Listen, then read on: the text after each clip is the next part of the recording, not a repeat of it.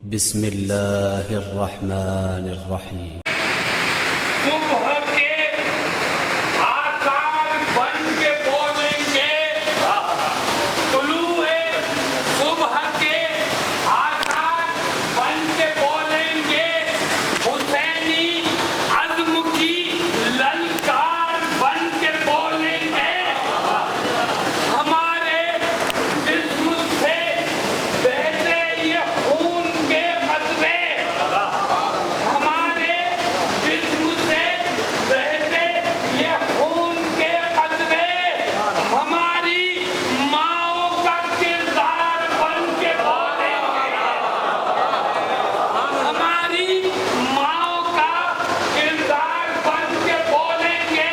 اور آخری شعر کہ عزائے شے میں جو مصروف ہیں انہیں مت چھیڑ، عزائے شے میں جو مصروف ہیں انہیں مت چھیڑ، ارے بگڑ گئے تو یہ مختار بن کے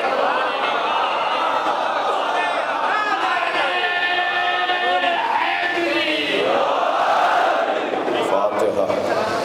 بسم اللہ الرحمن الرحیم، الرحمن الرحیم مالک یوم الدین، ایاک نعبد و ایاک نستعین، اهدنا الصراط المستقیم صراط الذین انعمت علیہم غیر المغضوب علیہم ولا الضالین۔ صلی علی محمد۔ اعوذ باللہ من الشیطان الرجیم، بسم اللہ الرحمن الرحیم۔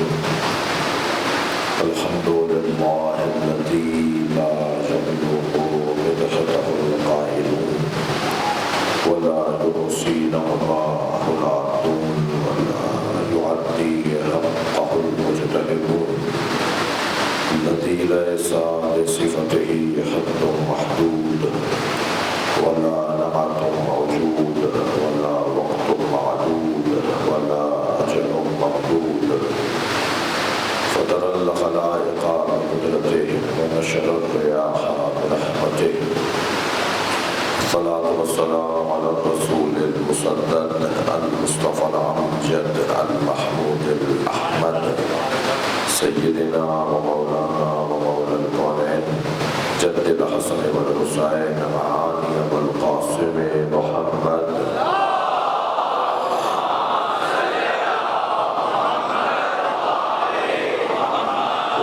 الطيبين الطاهرين المعصومين الذين قال الله إنما يريد الله ليذهب عنكم الرجس أهل البيت ويطهركم تطهيرا۔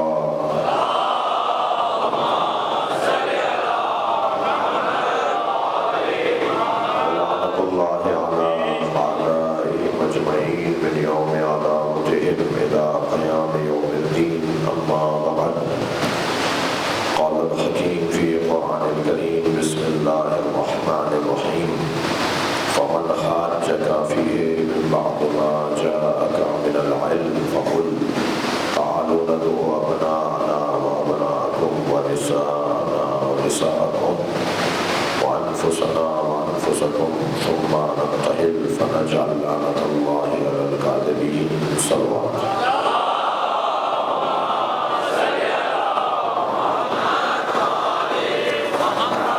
اعتبار سے سورہ فاتحہ تینوں توسل اخلاص، حاضرین مجلس کے مرحومین، خاص طور پر بانیان پاکستان جسٹس سید امیر علی زائنس سراغا خان، مولوی میجر سید حسن دلگرامی، سر سید وزیر حسن خان بہادر سید آل نبی، سر ابراہیم رحمۃ اللہ، مہاراجہ سر محمد علی خان محمود آباد، نواب سر فتح علی خان قزلباش، سر سید رضا علی، سر سید سلطان احمد، مسٹر غلام علی شہرگاہ، آقا محمد اشرف قزلباش، سید مرتضیٰ، سید محمد محسن، سر سید علی امام، راجہ غضنفر علی خان، نواب سید محمد اسماعیل خان عرف سچن صاحب، راجہ امیر احمد خان آف محمود آباد، راجہ آف سلیم پور، راجہ سید محمد مہدی پیر پور، سید جعفر امام ابو الحسن اصفہانی،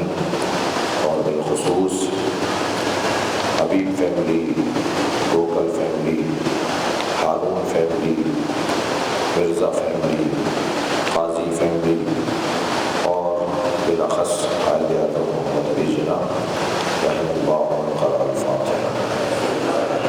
بسم اللہ الرحمن الرحیم الرحمن الرحیم مالک یوم الدین ایاک نعبد وایاک نستعین صراط المستقیم صراط الذین انعمت علیہم غیر المغضوب علیہم ولا الضالین۔ بسم اللہ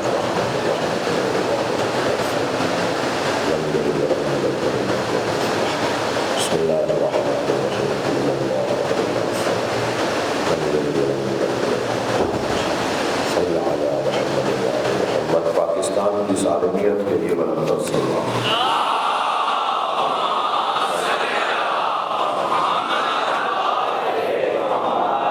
سورہ مبارکہ آل عمران آیت نمبر 61۔ اللہ اپنے اس کلام میں عظمت اہل بیت کا عنوان اور مثال قرار دے رہا ہے۔ یہ طے ہے کہ تمام تر فضائل کا مجموعہ یہ گھرانہ ہے۔ اس گھرانے کی عظمت میں جو کچھ اللہ نے کہا اس میں ایک روشن اور واضح آیت مباحثہ ہے۔ فمن حاجک فیہ من بعد ما جاءک من العلم، علم آ جانے کے بعد جو بحث کرے، تسلیم نہ کرے، فقل، تو میرے حبیب کہہ دیجئے، تعالوا ندعو ابناءنا، ہم اپنے بیٹوں کو لاتے ہیں، تم اپنے بیٹوں کو لاؤ۔ بات گھر سے شروع ہوگی۔ وہ تحریکیں کامیاب نہیں رہتی جن تحریکوں میں بانیان کے گھر والے ساتھ نہ دیں۔ ہم اپنے بیٹے لاتے ہیں، تم اپنے بیٹے لاؤ۔ وَنِسَاءَنَا وَنِسَاءَكُمْ، ہم اپنی بیٹیاں لاتے ہیں، تم اپنی بیٹیاں لے کر آؤ۔ وَأَنفُسَنَا وَأَنفُسَكُمْ، اور ہم اپنے جیسے لاتے ہیں، تم اپنے جیسے لاؤ۔ اور گھر کو، خاندان کو، اپنی فیملی کو پیش کر رہے ہیں۔ یہ بہت بڑا اصول ہے کسی بھی نظریے کی بقا کے لیے، کہ اگر چاہتے ہیں کہ وہ نظریہ سالم رہے، باقی رہے، زندہ رہے، تو آپ کو اپنے گھر والوں سے تحریک کا آغاز کرنا ہوگا۔ اگر بیٹا ہی ساتھ دینے کو تیار نہ ہو، اگر بیٹی ہی اپنے والد کے نظریے کی مخالف ہو، اگر بھائی اور عزیز ترین فرد ہی ساتھ دینے کو تیار نہ ہو، تو پھر وہ تحریک آگے چل نہیں پائے گی۔ بہت دیر ٹھہر سکتا ہوں اس مطلب پر، مگر سب باتیں چھوڑ کر ایک نتیجہ۔ آج اگر ساری دنیا میں نبی کا کلمہ پڑھا جا رہا ہے تو وہ بطفیل اہل بیت پڑھا جا رہا ہے۔ ایک صلوات پڑھیں گے محمد وآلہ۔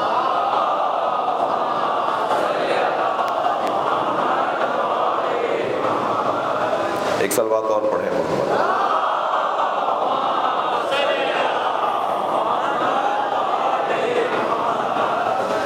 اس سے اچھی صلوات پڑھیں۔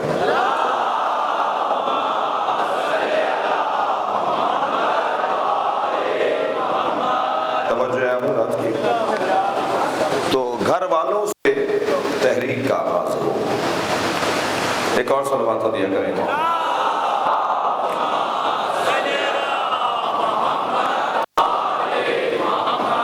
علماء کرام کی صحت و سلامتی، خاص طور پر مولانا حضرت سید عابدی صاحب تشریف فرما ہوئے ہیں، آپ سب کی مولانا کی سلامتی کے لیے بلند صلوات۔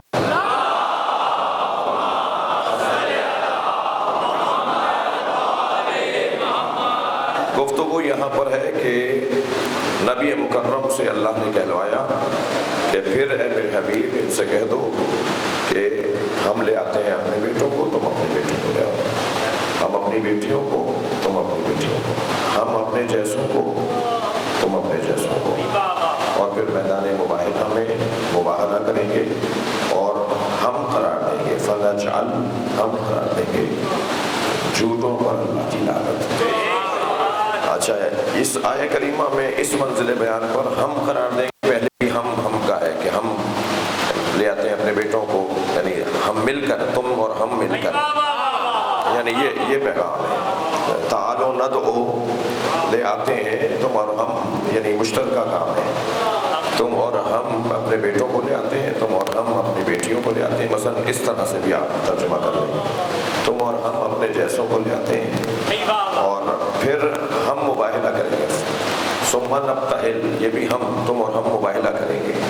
فنجعل لعنۃ اللہ علی الکاذبین، اور پھر تم اور ہم جھوٹوں پہ اللہ کی لعنت بھیجیں گے. تو وہ تو جانتے تھے نا کہ ہم جھوٹوں پر اللہ کی لعنت بھیج نہیں سکتے، اس لیے غنیمت جانا اور مباہلہ نہیں کیا، اور پوری ملت بچ گئی اہل بیت کی نفرین سے، اور جزیہ دے کر چلے گئے. وہ ایک بحث اور مباہلہ ہوا نہیں. ہمارا جو مضمون ہے وہ یہ کہ گھر والے جب تک ساتھ نہ دیں تو باہر والوں کا ساتھ حقیقی اور سچا نہیں ہوتا. گھر والوں کا ساتھ واقعی ہوتا ہے، اور اس میں باہر والے 2 لاکھ ہوں اور گھر والے مثلاً 5 ہوں، تو طاقت شاید یہ گھر والوں کی وجہ سے زیادہ ہوتی ہے. اس لیے کہ گھر والے خلوت کو بھی دیکھ رہے ہوتے ہیں اور جلوت کو بھی دیکھ رہے ہوتے ہیں. یہ ایک محاورہ ہمارے یہاں بولا جاتا ہے، دور کے ڈھول سہانے.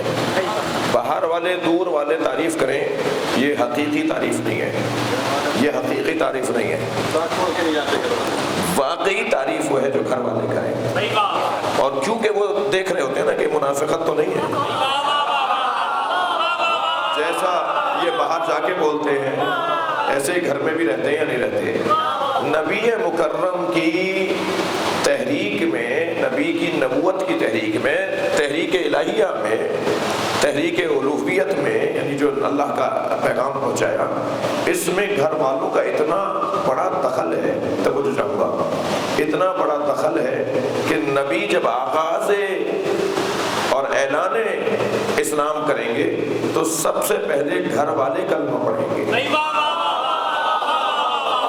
میں عمومی بات کر رہا ہوں، جیسے مسلمان بولتے ہیں صلوات پڑھیں ذرا محمد وعلیہ.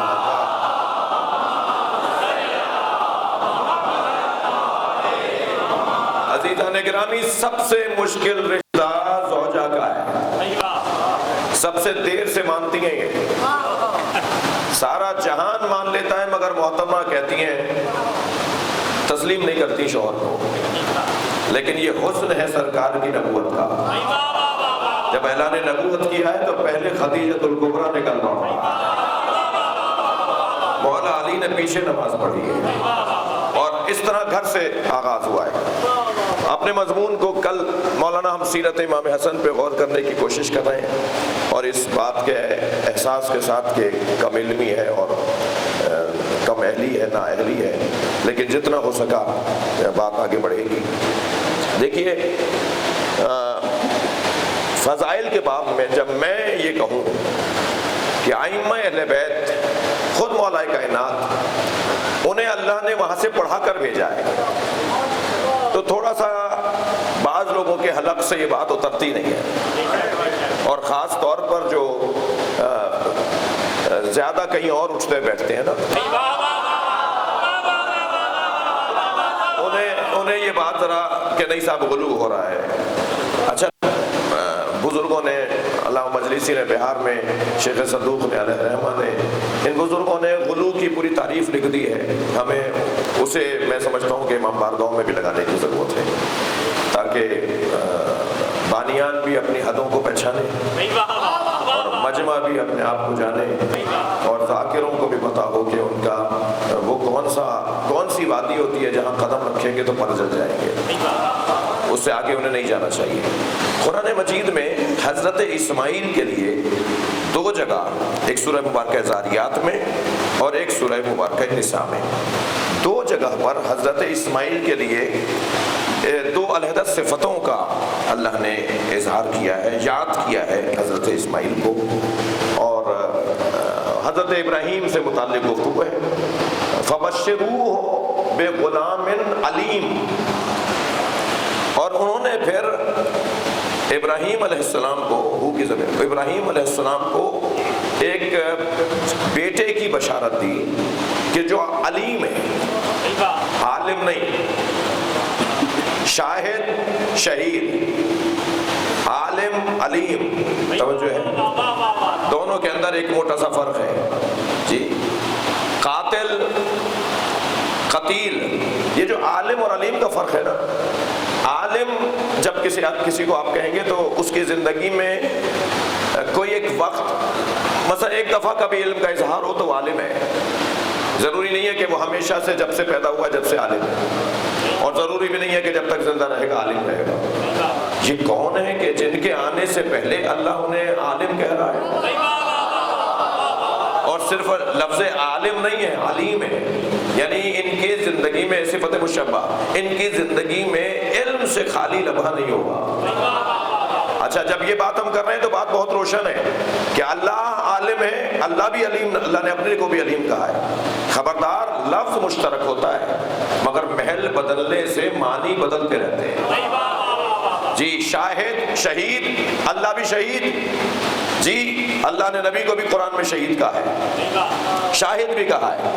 مولا علی کو بھی قرآن مجید میں آیت کی تفسیر میں تعویل میں مولا علی مراد ہے شہیدن بینی و بینکم، وہاں مولا علی کو بھی شہید کہا ہے۔ ہمارے پروفیسر تقی ہادی بھی شہید، ہمارے علامہ حسن ترابی بھی شہید، معاذ اللہ، اللہ بھی اور یہ بھی کیا برابر ہیں؟ لفظ مشترک ہے، معنی مشترک نہیں ہے۔ بھائی سیکھنے سمجھنے اگر آئے ہیں تو ذرا میری طرف توجہ کریں۔ لفظ مشترک ہے، معنی مشترک نہیں ہے۔ توجہ چاہوں گا، لفظ ولادت جب میرے لیے استعمال ہوگا تو نجاست، اور جب آئمہ کے لیے استعمال ہوگا تو طہارت۔ اب یہ کہنا چھوڑ دو کہ لفظ ولادت ان کے لیے نہیں کہا جا سکتا۔ لفظ ولادت قرآن میں بھی نبیوں کے لیے آیا ہے، حضرت یحییٰ کے لیے بھی آیا ہے، حضرت یوسف کے لیے، حضرت عیسیٰ کے لیے بھی آیا ہے، اور آئمہ اہل بیت کی زبان مبارک پر احادیث میں بھی لفظ ولادت آئمہ کے لیے آیا ہے۔ مجھے تعجب ہوتا ہے جب اس ممبر سے، یعنی اس ممبر سے مراد ممبر حسینی سے، کوئی غیر معیاری گفتگو کرے اور یہ کہے کہ ولادت وہ آئمہ کی نہیں ہوتی، ولادت ہماری ہوتی ہے، تو بھائی وہ بات کرو جو سنبھال سکو۔ قرآن میں اگر حضرت عیسیٰ کے لیے السلام علیہ یوم ولدت، صلوات پڑھیں ذرا محمد،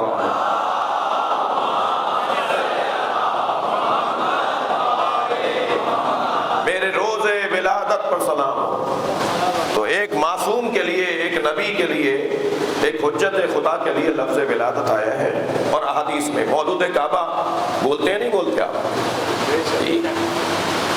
کہا جی آج مولا علی کے ظہور کا دن ہے، اور 13 رجب کو اشتہار چھپنے لگے، 3 شعبان کو امام حسین کے ظہور کا دن ہے۔ تو میں لفظ ظہور پہ زیادہ منفی مثبت تبصرہ نہیں، لیکن لفظ ولادت سے چڑھنے والے تھوڑا سا اپنا علمی معیار بہتر کریں، یہ کوئی توہین نہیں ہے۔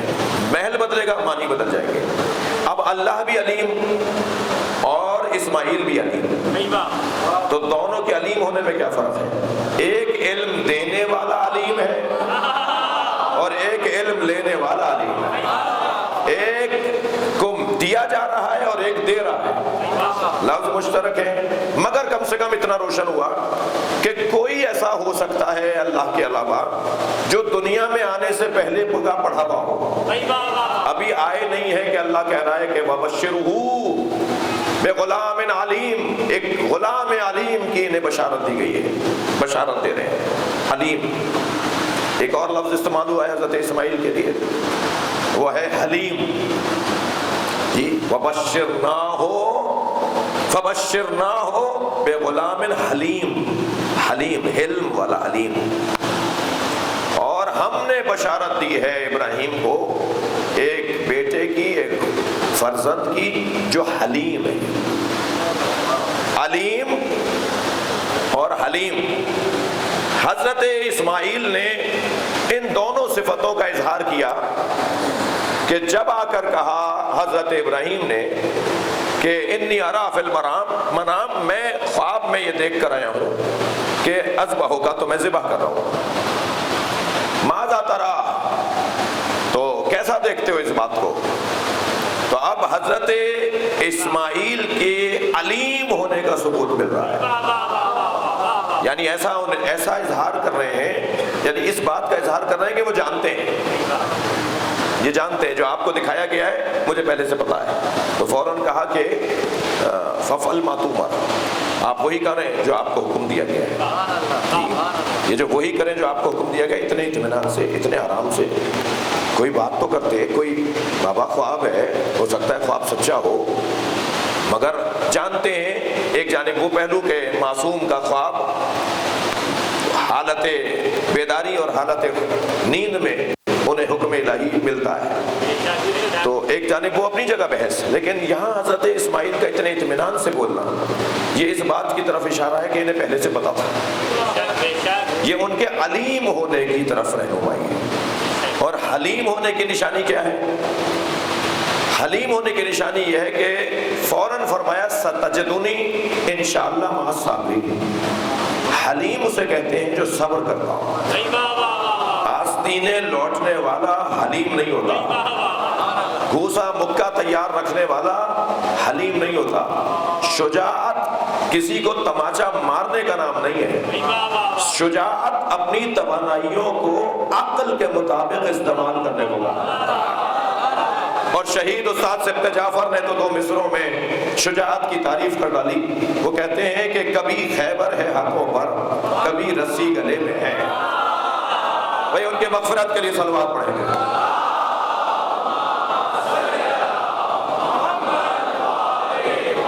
میری مجبوری تھی کہ میں اس آخری زینے پر بڑے والے پہ بیٹھوں، کیونکہ صحت کے میں جو لوگ بیٹھے ہیں انہیں بھی مخاطب قرار دینا چاہتا ہوں، وہ بھی تسلی کرنا چاہتے ہیں، تو اگر تکلیف ہو رہی ہو کسی کو دیکھنے میں تو مجھے معاف کریں گے۔ شہید فرماتے ہیں کہ کبھی خیبر ہے ہاتھوں پر، کبھی رسی گلے میں ہے، کبھی خیبر ہے ہاتھوں پر، جہاں جیسی ضرورت تھی وہاں ویسی شجاعت ہے۔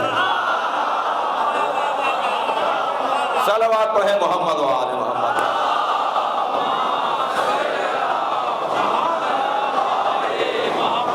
یعنی کوئی شجاع بھی ہو اور حلیم بھی ہو، بردبار بھی ہو، تحمل مزاج بھی ہو اور شجاع بھی ہو، بلکہ واقعی مطلب تو یہ ہے کہ شجاع ہوگا ہی وہ کہ جو حلیم ہوگا۔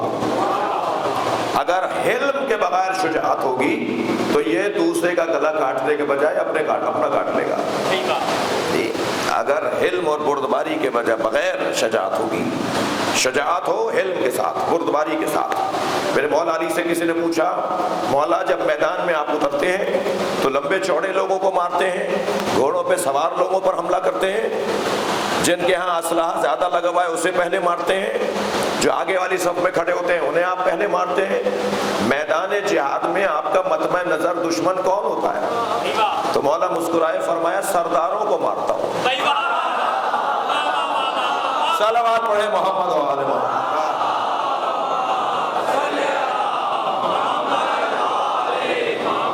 بڑے حوصلے کی بات ہے کہ انسان میدان میں اترا ہوا ہو اور ڈھونڈ انہیں رہا ہو تسلی سے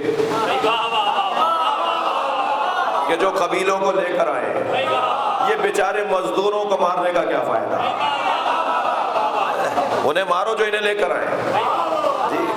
500 آدمی مارنے کے بجائے 5 مار دو تاکہ یہ 500 چلے جائیں واپس۔ رحم کرو ان بیچارے غریبوں پر۔ ایک صلوات پڑھیں ذرا محمد والے۔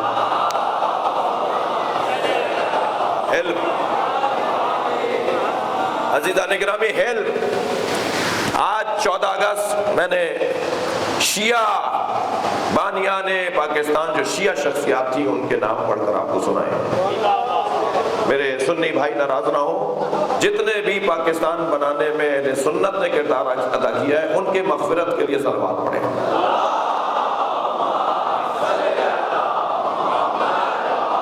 مگر یہ فہرست میں نے اس لیے پڑھ کر سنائی کہ ہمارے بچوں کو ریکارڈ ہو رہا ہے، بعد میں سنا ہو دیکھا جائے گا، ہمارے جوانوں کو اور بچوں کو معلوم ہو کہ اس ملک کی تعمیر اور تشکیل میں ملت جعفریہ کا کردار کیا۔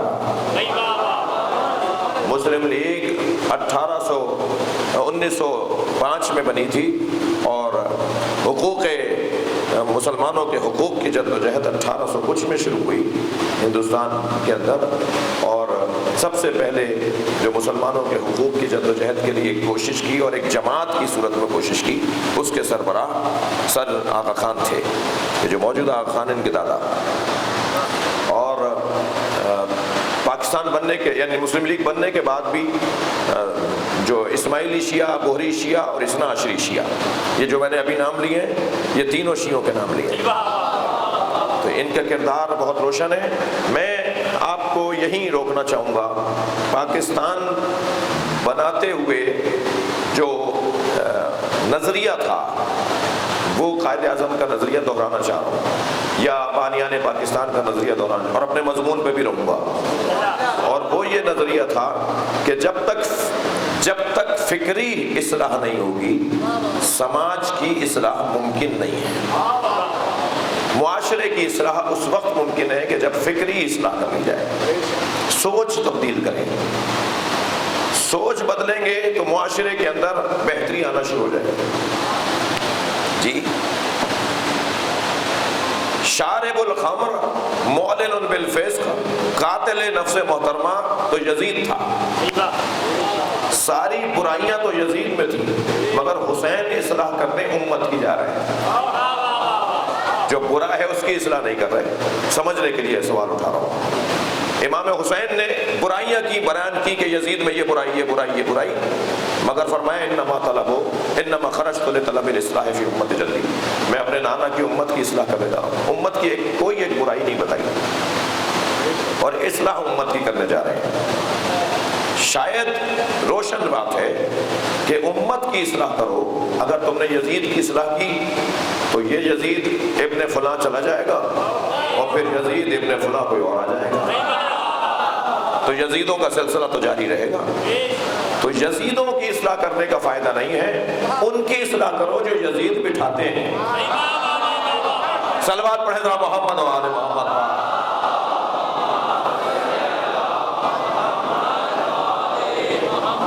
اس سال جو شخصیات رحلت فرما گئی ان میں جناب صغیر عابد رضوی اور میرے بڑے بھائی صاحب جناب علامہ طالب جوہری، ریحان اعظمی، ان سب کی مغفرت کے لیے بلند تر صلوات پڑھیں.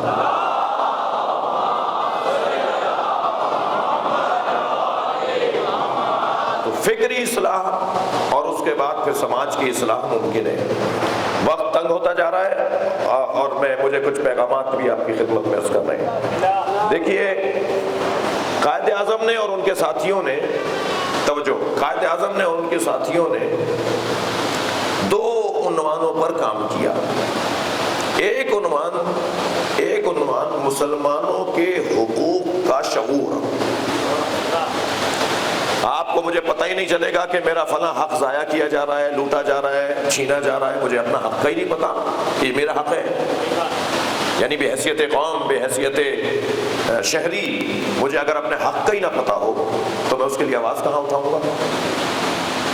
یہ بہت بڑا کام ہوتا ہے ایک رہنما کے لیے، ایک لیڈر کے لیے، کہ وہ اپنی قوم کے حقوق سے انہیں آشنا کرے کہ تمہارا یہ حق ہے جو پامال ہو رہا ہے، تمہارا وہ حق ہے جو پامال ہو رہا ہے. یہ بہت مکمل مستقل کام ہے، کام کرنے کا ہے. اس کے بعد حقوق سے آشنائی اور شعور دینے کے بعد اب ان حقوق تک پہنچنا اور انہیں حاصل کرنے کے لیے جدوجہد. اور وہ ممکن نہیں ہے جب تک کہ دو چیزیں نہ ہوں، ایک افرادی قوت اور ایک مالی قوت. عوام چاہیے ہوگی، میٹنگز میں، جلسوں میں، اجتماعات کے اندر حمایت کرنے والے لوگ چاہیے ہوں گے. ووٹ کی ضرورت پڑ جائے گی تو لوگوں کی رائے کی ضرورت پڑے گی، اور یہ سب چیزیں ہوں اور پیسہ نہ ہو. جی، ایک دو میٹنگیں تو آپ کر لیں گے کسی سے مانگ تانگ کے، مگر زیادہ عرصے نہیں چل پائے گی آپ کی تحریک. آپ کے پاس فنڈز کی ضرورت ہے، آپ کو فنڈز کی ضرورت ہے، آپ کو پیسے کی ضرورت ہے، تب جا کے آپ کی تحریک آگے بڑھ سکے گی. افرادی قوت اور مالی قوت. عزیزان گرامی، پلٹیے سیرت امام حسن کی طرف. نبی مکرم نے یہی تو توجہ دلائی تھی کہ انسان کے حقوق پامال کیے جا رہے ہیں. یہ معاشرہ انسانی اقدار کو کھو بیٹھا ہے اور اب افرادی قوت بھی چاہیے اور مالی قوت بھی چاہیے۔ اہل بیت کے کردار نے افرادی قوت بنوائی اور جناب خدیجہ کے مال نے سرکار کو مدد فراہم کی۔ آج 1400 سال گزرنے کے بعد دنیا میں محمد الرسول اللہ پڑھا جا رہا ہے، اس لیے کہ اہل بیت کا کردار ہے جو مجمع بڑھا رہا ہے۔ علم اور حلم، یعنی اگر کسی نبی کو اللہ علیم بنائے اور حلیم بنائے تو کیا پریشانی ہے کہ اللہ کسی امام کو حلیم بھی بنائے اور علیم بھی بنائے؟ جس امام کو اللہ نے علیم اور حلیم قرار دیا ہے اس امام کا نام حسن مجتبیٰ ہے۔ لہذا علم کا عالم یہ ہے، سیرت امام حسن، علم کا عالم یہ ہے کہ جب سرکار کی انجمن سجی ہوئی ہے، واقعہ سنا رہا ہوں، تاریخ کا ایک صفحہ دکھا رہا ہوں، اور نبی کی آغوش مبارک میں تشریف فرمائے۔ میرے مولا حسن عمر سن و سال ظاہری طور پہ 3 سال کا ہے۔ ایک بدو اصحاب تشریف فرمائے، امام مولا نبی کی گود میں تشریف فرمائے۔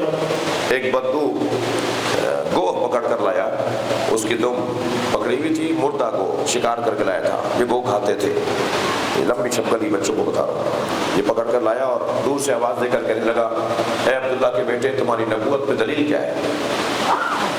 تو نبی مکرم نے فرمایا، تمہارے ہاتھ میں جو گو ہے یہ بتائے گی کہ میں کون ہوں۔ تو ایسے اٹھا کے کہنے لگا، یہ مردہ لٹکی ہوئی تھی، اس کی دم پکڑی ہوئی تھی، یعنی یہ مردہ بولے گی؟ تو حضرت نبی مکرم نے آواز دی، یا ذب من انت وما انا، اے گو بتا میں کون ہوں اور تو کون ہے؟ تو ایک مرتبہ اس کی گردن ہلنا شروع ہوئی۔ پہلے تو یا کہہ کر اس نے زندگی پائی، یا سن کر اس نے زندگی پائی، اور جیسے ہی زندگی پلٹی تو وہی گو اپنی گردن اٹھا کے کہنے لگی، انت رسول رب العالمین، صلوات پڑھے محمد و آل محمد۔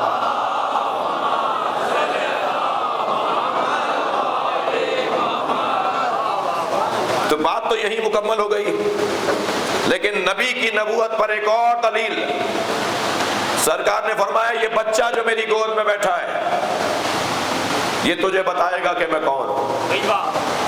تو کہنے لگا کہ یہ بچہ، اب امام حسن کے جملے سنیں، صلوات پڑھے محمد و آل محمد۔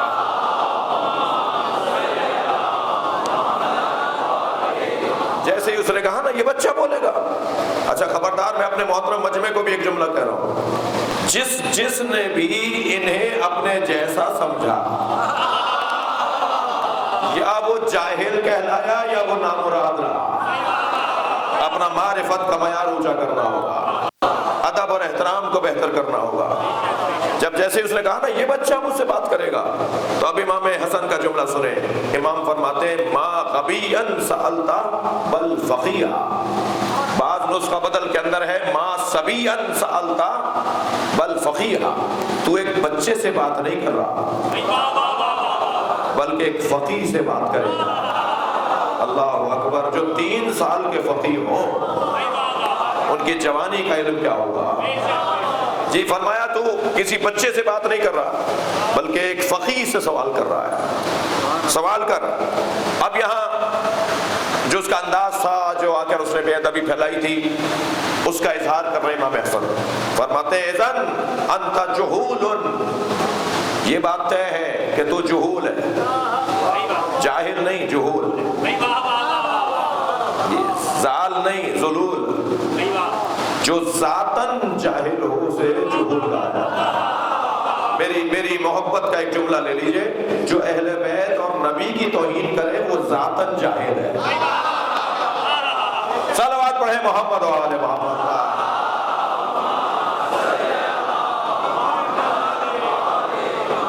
بھائی معرفت کی وادی سے گزر رہے ہیں، امام نے فرمایا اذن وانت جہول، یہ طے ہے کہ تو مجسم جہالت ہے، بے کرے جہالت ہے، چلتا پھرتا جاہل ہے، جی جہول ہے۔ فَإِن تَكُو قَدْ جَهَلْتَ، اگر یہی ہے کہ تو جاہل ہے، فَإِنَّ عِنْدِي شِفَاءُ الْجَهْلِ، تو مولا نے یہ بھی فیصلہ کر دیا کہ جہالت ایک بیماری ہے، جہالت ایک بیماری ہے۔ فرمایا اگر یہ طے ہے کہ تو جاہل ہے تو میرے پاس جہالت کی شفا ہے۔ عزیزان گرامی، جہالت ایک بیماری کو لیا جائے، خبردار کسی جاہل کی جاہلانہ گفتگو سن کر ناراض نہ ہوئیے گا، اس لیے کہ بیمار سے نفرت نہیں کرتے، بیماری سے نفرت کرتے ہیں۔ کیا کریں کہ اس کی جہالت کو دور کیا جائے؟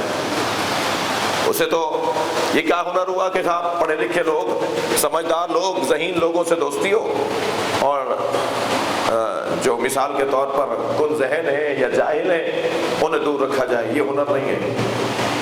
ایک اسکول یہ باب العلم ہے کہ جس کو میں نظارت رہتی ہے ہماری، ایک اسکول ہمارا خیرپور میں اور 2 بڑے اسکول الشریف میں، اور ہم ٹنڈو الیار میں بورڈنگ اسکول بنا رہے ہیں۔ میں اپنے ایک اسکول میں گیا تو میں نے پوچھا جی بچوں کی کیفیت، تو انہوں نے کہا جی ہم نے ابھی پچھلے دنوں 15 بچے اسکول سے نکال دیے ہیں اور مثلا 25 بچوں کا نیا داخلہ ہو گیا ہے۔ تو میں نے کہا جی وہ نکالے کیوں ہیں آپ نے؟ کہنے وہ پڑھنے والے نہیں تھے۔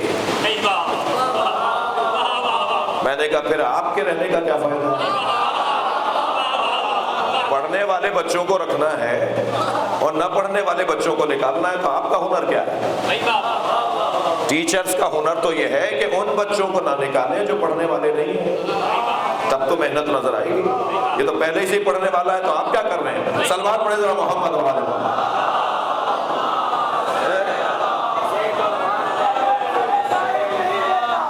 جی کسی طوفان سے ڈر سرے ساحل نہیں رہتا، علی کا ذکر سن کے آدمی مشکل نہیں رہتا، درے حیدر سے جسے علم کی خیرات ملی ہو کسی بھی زاویے سے وہ بشر جاہل نہیں رہتا۔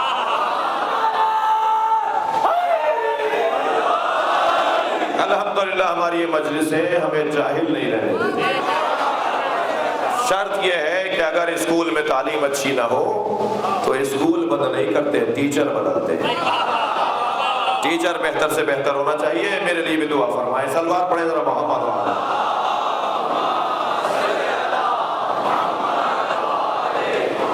امام کا فرمان آپ کو سناؤں، واقعہ سناؤں۔ حضرت نے فرمایا کہ تو جاہل ہے، اور اگر تو جاہل ہے تو میرے پاس جہالت کی شفا ہے، اس بیماری کی میرے پاس شفا ہے۔ اور پھر فرمایا ما سئلا سوال، کوئی سوال نہیں کیا جائے گا مگر یہ کہ عندی بحر العلم، میرے پاس بحر علم ہے، سمندر علم ہے۔ کوئی سوال نہیں ہوگا جس کا میں جواب نہ دے سکوں۔ تھکے نہیں بیٹھے تو جملہ کہوں، نبی کا لعاب دہن علی لے تو سلونی کا دعویٰ کرے، اور نبی کی گود میں حسن بیٹھ جائیں تو فرمائے میں سمندر علم ہوں۔ میرے پاس سمندر علم ہے، عندی بحر العلم، میرے پاس علم کا سمندر ہے۔ مولانا کیا حسین جملہ ہے، مولا حسن کا جملہ ہے، حسین ہونا بھی ہے۔ اس کے بعد والا جملہ فرماتے ہیں الذی لا تقسمہ التوالی، میرے پاس علم کا ایسا سمندر ہے جو ڈولوں سے خالی نہیں کیا جا سکتا۔ صلوات پڑھیں محمد و آل محمد۔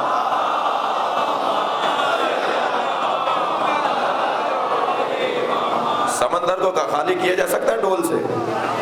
یہ ڈول کا لفظ بچوں کے لیے نیا تو نہیں ہے، یہ کنواں ذہن میں لائیں گے تو پھر ڈول بھی سمجھ میں آئے گا۔ تو وہ ڈول کہلی بالٹیاں کہہ لیجیے، سمندر کو بالٹیوں سے خالی نہیں کیا جا سکتا۔ مولا فرما رہے ہیں ایسا میرے پاس علم کا سمندر ہے۔ پھر اس کے بعد حضرت نے فرمایا سن، 2 دن پہلے تم فلاں قبیلے میں جمع ہوئے اور تم نے سب نے یہ طے کیا کہ میرے نانا کو آ کر اپنے گمان میں شرمندہ کرو۔ تو کوئی تیار نہیں ہو رہا تھا، تم میں سے کوئی تیار نہیں ہو رہا تھا کہ یہ کام کرے، مگر تجھے یہ بدبختی ملی کہ تو تیار ہو گیا۔ وہاں پردے کے پیچھے خاتون بھی بیٹھی تھی جس نے تجھے آواز دے کر کہا کہ جب تم انہیں کچھ کہنے جاؤ گے تو ہوشیار رہنا، ان کے بچے بھی اپنے نانا کے دفاع کے لیے کافی ہیں۔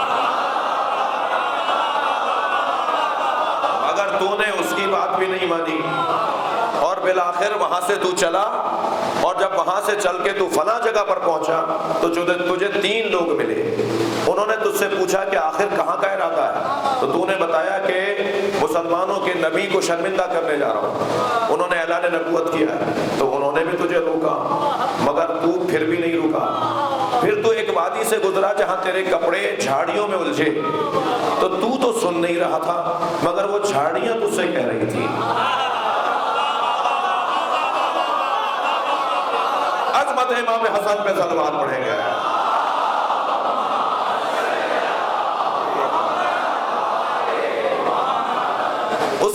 انہوں نے بھی تجھے روکنے کی کوشش کی، مگر تو نہیں مانا، اور بالآخر میرے نانا کے سامنے آ گیا۔ اور سن، میرے پاس میرے نانا کا میراث علم ہے، میرے پاس میرے نانا کا میراث علم ہے، اور یہ میراث علم اللہ نے ہمیں ہمارے نانا کے ذریعے عطا کیا ہے۔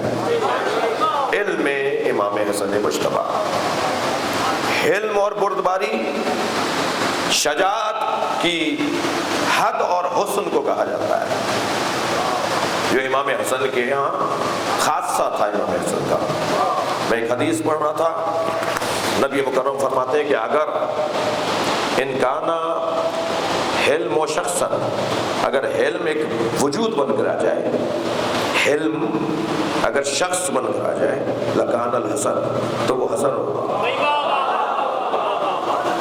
پیکر میں ڈھل کر اگر آ جائے، علم، بردباری، تحمل مزاجی، برداشت۔ جی پچھلے سال محرم کے بعد کراچی کے ایک بہت بڑے روڈ پر مجھے یاد کیا گیا،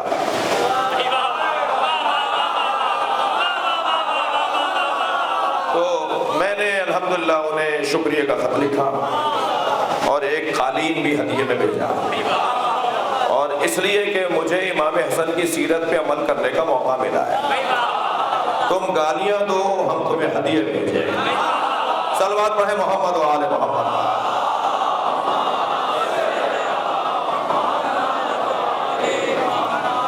پھر بعد میں ایک جگہ فرمایا ہے موصوف نے کہ مجھے رشوت کا قالین بھیجا ہے، تو بھائی رشوت تھوڑی رکھتے ہیں۔ صلوات پڑھ لیں ذرا محمد و آل محمد۔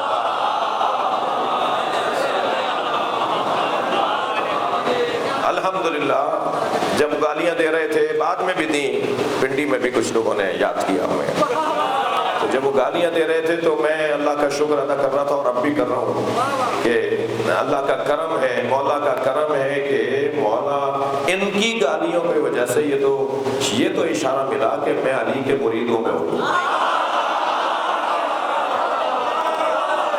صلوات پڑھیں محمد و آل محمد۔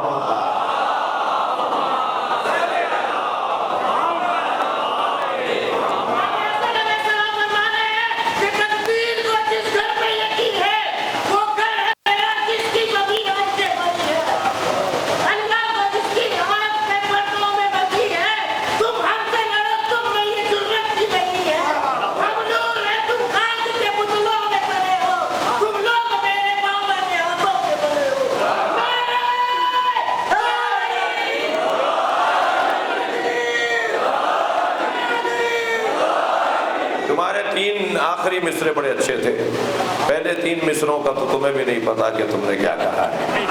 میرے ان بچوں کے لیے جو ہمت والے لوگ ہیں، جو مجلس میں صلوات اور نعرے لگواتے ہیں، یہ حوصلہ ہے، توفیق ہے، ان سب کی سلامتی کے لیے صلوات پڑھیں۔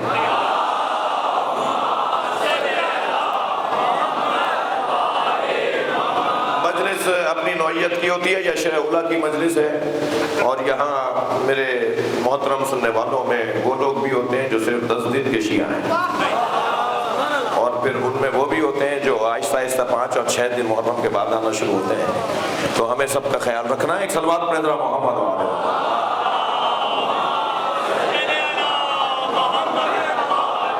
ایک منزل اور آگے آؤں، اور وہ ہے حلم امام حسن مجتبیٰ، اور حلم امام حسن مجتبیٰ شام سے مولا گزر رہے ہیں مدینہ منورہ میں، ایک شامی آیا ہے اور اس نے پوچھا یہ کون ہے جن کے ساتھ اتنے لوگ جا رہے ہیں، تو کہا کہ یہ حسن مجتبیٰ ہے، تو وہیں سے امام کو ایک اس نے ناسزا کہا، شتم اور سب امام کو کی توہین کی، امام کے لیے پہلے ان کی مادر گرامی جناب زہرا کی شان میں توہین کی، پھر مولا علی کی شان میں توہین کی، پھر خود امام حسن کو برا بھلا کہا۔ امام جہاں اس طرف نہیں تھے، امام نے اس طرف رخ کر لیا جہاں سے وہ آوازیں آ رہی تھی، جہاں سے وہ بول رہا تھا۔ قریب چلے گئے، جا کر فرمایا مسافر محسوس ہوتا ہے، پہلے کچھ دیر آرام کر لے، کھانا کھا لے، اور جب تھکان اتر جائے تو پھر ہم سے بات کرنا۔ جو تم کہہ رہے تھے اگر تم سچ کہہ رہے ہو تو اللہ ہمیں معاف کرے، اور اگر غلط کہہ رہے ہو تو اللہ تمہیں معاف کرے۔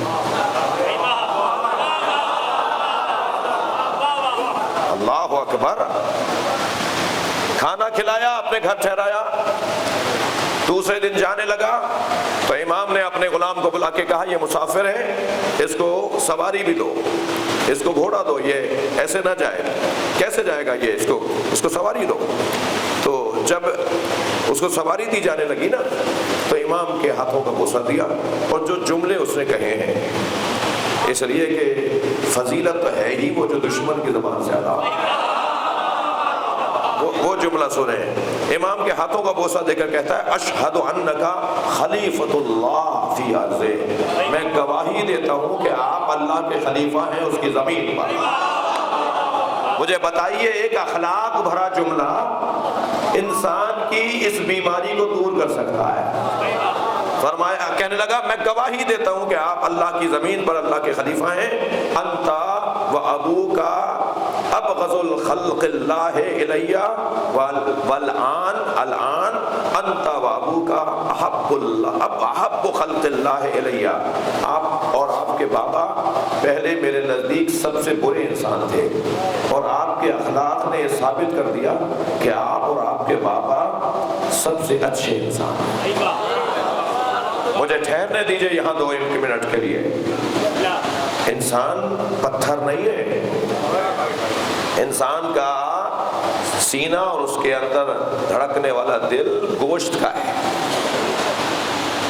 پتھر پر بھی اگر آپ مسلسل پانی کا قطرہ گراتے رہیں تو نشان چھوڑ جائے گا۔ یہ انسان کا دل ہے جو اخلاق سے موم ہو جاتا ہے۔ میرے شیعہ بچوں، اپنی آبادی میں سنی بچوں کے ساتھ اور سنی بھائیوں کے ساتھ اپنا اخلاق بہتر کرو۔ آپ کی آبادی میں اگر کوئی سنی عالم دین رہتا ہے اور وہ گلی سے گزر رہا ہو، آگے بڑھ کر اسے سلام کرو، اور سلام کرتے وقت کہو کہ میں شیعہ ہوں۔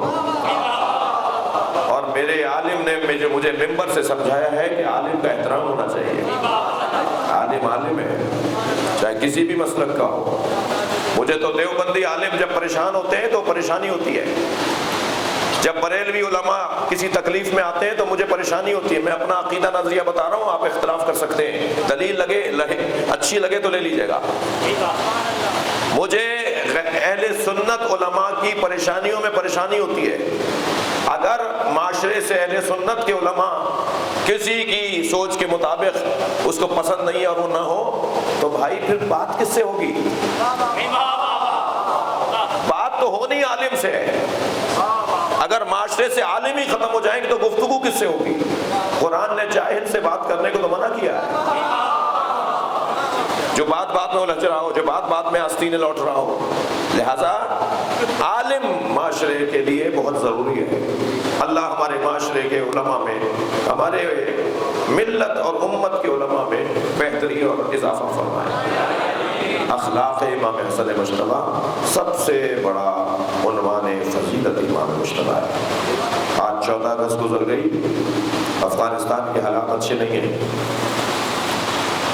اور افغانستان میں ممکنہ بننے والی حکومت جسے چائنا نے بھی اشارہ کر دیا ہے کہ شاید وہ تسلیم کر لے، ایران بھی کچھ تیار ہو رہا ہے تسلیم کرنے کے لیے، تو پاکستان کہاں کھڑا ہوگا؟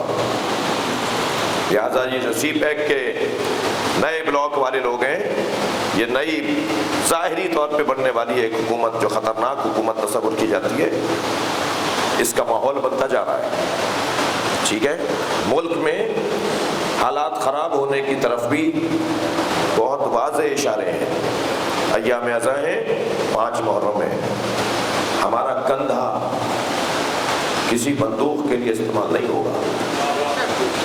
اگر کہیں سے پتھر آئے تو جواب میں پتھر نہیں پھینکنا، اگر کہیں سے چپتا ہوا جملہ آئے تو جواب میں اسے وہی جواب نہیں دینا جو اس نے کہا ہے، اور جب کبھی کوئی نامناسب جملہ کہے تو یہ سوچ کر برداشت کر لو کہ امام حسن کے جاننے والے ہو، یہ وقت گزار دو، ایام اعضاء کو متاثر نہیں ہونے دیں گے۔ معمولی سی بھی کوتاہی میری اور آپ کی طرف سے اچھی بات نہیں ہے، آنکھیں کھلی رکھیے، کان کھلے رکھیے۔ یہ جو ہم نے لائیو مجلس بند کی ہے اس کی ایک بڑی وجہ تھی کہ مجمع میں اگر کوئی بھی شخص آ کر کالے کپڑوں میں آپ سمجھ رہے ہیں کہ آپ کا ہم عقیدہ ہے، کیا معلوم کسی نے بھیجا ہو، بعد میں آپ کچھ بھی کرتے رہیے گا، لائیو تو چلا گیا اس کا نعرہ۔ لہذا ہوشیار رہیے، آنکھیں کھلی رکھیے، اور کسی طور بھی ان حالات میں ہماری قوم استعمال نہیں ہوگی۔ اگر خدا نخواستہ کچھ ہوا تو ہمارے لیے نئی بات نہیں ہے، ہم یہ منظر پہلے اس سے زیادہ خطرناک دیکھ چکے ہیں۔ حسن یہ ہے کہ دھماکے ہوتے رہیں، علم گرنے نہ پائے۔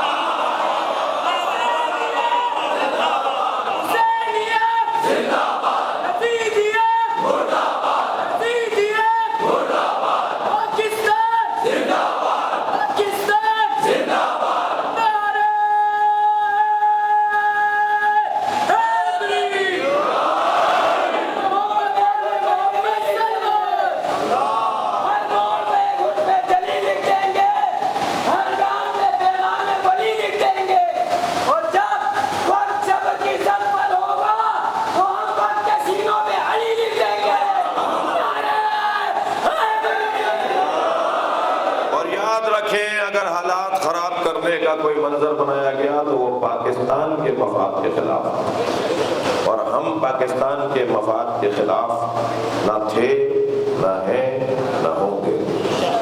اس ملک کو ایک سنی نے سوچا تھا، ایک شیعہ نے بنایا تھا، لہذا سنی بھی اور شیعہ بھی ہم مل کر دشمن کی سازشوں کو ناکام بنائیں، اور ہمیں تو اس وقت کوئی فکر اور کوئی خیال ہی نہیں ہے سوائے ایک خیال کے، اور یہ کہ ہم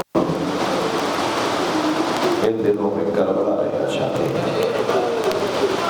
ہمارے وطن کراچی میں ہے، مگر ہم ہر کچھ دیر کے بعد اپنے ذہنوں کو کربلا لے جاتے ہیں۔ چلیے آج بھی کربلا چلیے۔ کربلا کے داستان میں خواتین کا بڑا کردار ہے، ایسی ایسی شیر دل مائیں ہیں جن کے حوصلے سننے کے بعد ان کی عظمت کا احساس ہوتا ہے۔ حسین شب عاشور خیموں کے درمیان سے گزر رہے ہیں، یہ ایک خیمے سے ایک ماں کی آواز آ رہی ہے جو اپنے بیٹے سے کہہ رہی ہے، علی اکبر کل اپنے بابا پہ اپنی جان قربان کر دی۔ میں مختصر کر رہا ہوں، آگے بڑھے تو ایک اور خیمے سے ایک ماں کی آواز آئی جو اپنے بچے کا جھولا جھلا رہی ہے اور کہتی ہے تم تو گھٹنیوں بھی نہیں چل پاتے۔ امام کی آنکھوں میں آنسو آئے، اے نواب تیرا بچہ تو سب سے آگے چلے گا۔ کچھ اور آگے بڑھے تو عزاداروں کے ایک ماں دو بچوں کو لیے بیٹھی ہے اور دونوں سے کہہ رہی ہے، محمد کل اپنے ماموں کے مقصد اور ہدف پر اپنی جان قربان کر دینا، بیٹا کہیں علی اکبر مار نہ دیا جائے، بیٹا تمہیں پہلے جانا ہے۔ ایک بابا کی طرف سے اور ایک ماں کی طرف سے قربان ہوگا۔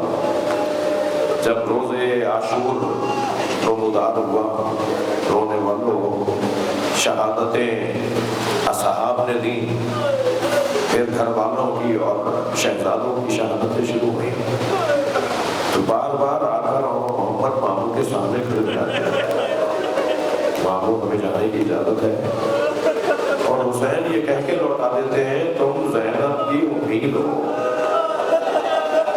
تم میری بہن کی امید ہو۔ امام لوٹا دیتے ہیں۔ میں نے علامہ ذیشان الجوادی سے یہ جملہ سنا کہ اب کی دفعہ جناب زینب دونوں بچوں کا ہاتھ پکڑ کر لائی اور امام حسین سے کہا کل قیامت میں اماں زہرا نے پوچھا، زہرا اکیلا ہوتا چلا گیا، ہمارے بچے زندہ رہے، میں ماں زہرا کو کیا جواب دوں گی؟ اجرکم اللہ، جو رونے آئے اپنی آوازوں کو آزاد کریں۔ جب آپ بلند آواز سے رو رہے ہوتے ہیں، امام جعفر صادق دعا دے رہے ہوتے ہیں۔ 5 محرم ہے، معمولی تاریخ نہیں ہے، اس خطے کے اندر ان شہزادوں کا ذکر کیا جاتا ہے۔ امام نے دونوں شہزادوں کو تیار کیا، حضرت عباس نے آمادہ کیا، دونوں کو گھوڑوں پر بٹھایا، جی پیر بہت دراز نہیں تھے تو رکابیں کاٹی، ماں ساتھ ساتھ بھائی کی کھڑی ہے، یعنی بی بی زینب امام حسین کے ساتھ ساتھ کھڑی ہو کے تیار کر رہے ہیں، اور رخصت کرتے وقت ایک نصیحت کی ہے جسے پیر انیس نے 2 مصروں میں نظم دیا ہے۔ پیر انیس کہتے ہیں تم کیوں کہو کہ شیر خدا کے ولی کے ہیں، تمہیں وہاں جا کے بتانے کی ضرورت نہیں ہے کہ تم کون ہو، تم کیوں کہو کہ شیر خدا کے ولی کے ہیں، فوجیں پکار اٹھیں کہ نواسے علی کے ہیں، تمہارا انداز جہاد بتائے کہ تم علی کے نواسے ہو، جعفر طیار کے پوتے ہو۔ دونوں شہزادے بیٹھے ہیں گھوڑے کے اوپر اور عزاداروں میدان کربلا میں گئے، 20 سے زیادہ دشمنوں کو، سپاہیوں کو فنار کیا، اور مگر خود بھی زخم کھا رہے تھے، زخم بھی کھا رہے تھے اور دشمن کو بھی گرا رہے تھے۔ اسی اثنا میں کسی نے جناب زینب سے آ کر کہا، سنیں گے کچھ آ کر کہا، تو جناب فضہ کو بلا کر کہا ماں عباس کو بلاؤ۔ اجرکم اللہ، جناب زینب سے کسی نے آ کے کچھ کہا تو جناب زینب نے جناب فضہ سے کہا کہ عباس کو بلاؤ۔ جب جناب عباس آئے نا، فرمایا عباس مجھے معلوم ہوا ہے یہ دونوں لڑتے ہوئے نہر پہ چلے گئے، اجرکم اللہ، کہیں یہ دونوں بھائی پانی نہ پی لیں۔ حضرت عباس نے آواز لگائی، اونو محمد، تمہاری ماں کو یہ خیال پریشان کر رہا ہے کہ کہیں تو پانی نہ پی لو۔